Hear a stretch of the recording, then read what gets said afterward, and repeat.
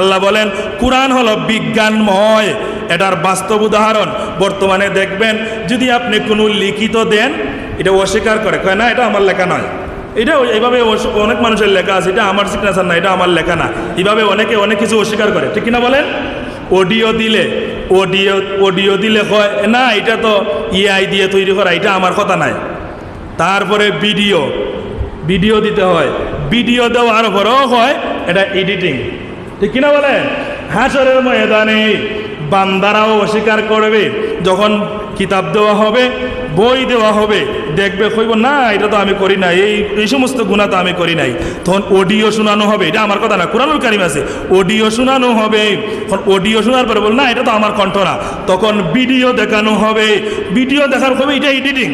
তখন ওই জমিন যেই জায়গায় যা কিছু করছে ওই জায়গায় টাস করে বলে দিবে, সুবহানাল্লাহ বলেন। এই জন্য হাসরের ময়দানে এখন ওই জায়গার কথাও কইবেন না এই জায়গাটা ঠিক বলে নাই, তখন জবান বন্ধ করে দিবেন, হাতের জবান খুলে দিবেন, পায়ের জবান খুলে দিবেন, চৌকের জবান খুলে দিবেন, কানের জবান খুলে দিবেন।